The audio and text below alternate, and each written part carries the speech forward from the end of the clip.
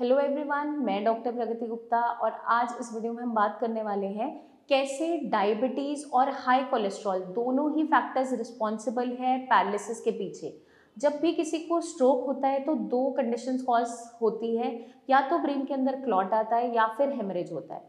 अब जब ब्रेन के अंदर क्लॉट आता है उसके लिए दो फैक्टर्स रिस्पॉन्सिबल हैं मेजरली, वो है आपका डायबिटीज़ और हाई कोलेस्ट्रॉल।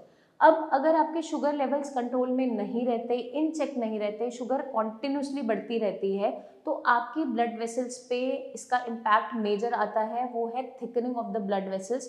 वहाँ पर अगर ब्लड वेसल्स थिकन अप होने लगती है, उसकी वॉल्स थिक हो जाती हैं, उसके कारण से ब्लड का फ्लो ब्रेन तक प्रॉपर नहीं जाता या बीच में क्लॉट्स बनने स्टार्ट हो जाते हैं। सेम अप्लाई करता है आपके हाई कोलेस्ट्रॉल को। अगर आपकी बॉडी के अंदर बैड कोलेस्ट्रॉल बढ़ गया है तो उस कंडीशन में भी क्लॉट फॉर्मेशन बढ़ती चली जाती है और आपकी बॉडी में चांसेस है क्लॉट होने के, जिसके कारण से आपको पैरालिसिस तक हो सकता है। और एक और जो रीज़न है वो है आपका बढ़ता हुआ ब्लड प्रेशर। ब्लड प्रेशर को इन चेक रखने के लिए डेली बेसिस पर मॉनिटरिंग करना बहुत इंपॉर्टेंट है। तो ये सारे पैरामीटर्स हैं जिसकी वजह से आपको लकवा हो सकता है। तो अगर हम शुगर को इन चेक रखते हैं, डेली बेसिस पे शुगर मॉनिटरिंग रखते हैं, एक हेल्दी डाइट एंड लाइफस्टाइल को फॉलो करते हैं, तो हम काफ़ी हद तक पैरालिसिस से बच सकते हैं।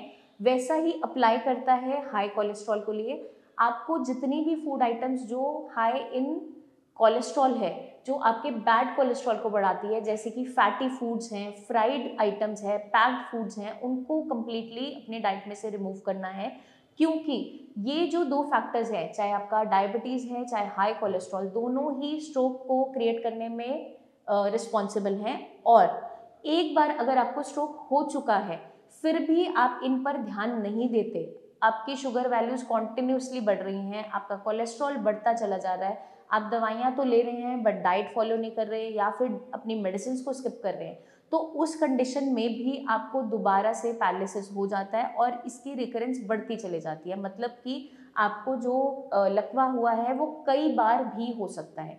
तो अगर हम चाहते हैं इस बीमारी से बचना और दोबारा से ये बीमारी ना हो, तो हमें अपने शुगर को इन चेक रखना ज़रूरी है, अपने कोलेस्ट्रॉल को मैनेज करना ज़रूरी है। इसके लिए आप एवरी 3 मंथ्स अपना HbA1c शुगर वैल्यूज़ को मॉनिटर करने का जो जांच है वो ज़रूर करवाइए, अपना लिपिड प्रोफाइल ज़रूर करवाइए। और अगर आप अपनी शुगर को मेंटेन करने के लिए, कोलेस्ट्रॉल को कम करने के लिए कोई दवाइयों का इंटेक कर रहे हैं, तो रेगुलर फॉलोअप रखिए अपने डॉक्टर्स के साथ, क्योंकि आपको इन दोनों को कंट्रोल करना बहुत इंपॉर्टेंट है, ताकि इन फ्यूचर आपको दोबारा से इस बीमारी से ना जूझना पड़े। और ऑलरेडी जो पेशेंट सफ़र कर रहे हैं इस बीमारी से, उन्हें भी सतर्क होना इम्पॉर्टेंट है, क्योंकि अगर इस स्टेज पे आपने अपने शुगर को, कोलेस्ट्रॉल को मैनेज नहीं किया, जिसे हम हल्के में ले जाते हैं कि मेटाबॉलिक डिसऑर्डर्स जो आपकी बॉडी में इफ़ेक्ट कर रहे होते हैं, ये मेजर कॉम्प्लिकेशंस तक ला सकते हैं।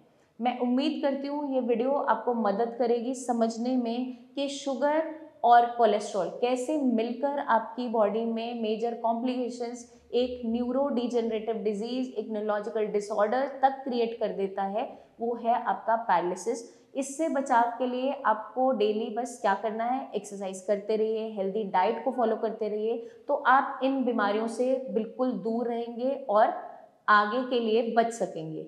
जल्दी ही मिलेंगे हम नेक्स्ट वीडियोस में, तब तक के लिए एक्सरसाइज करते रहिए, हेल्दी डाइट को लेते रहिए और अपना खास ध्यान रखिए। Take care.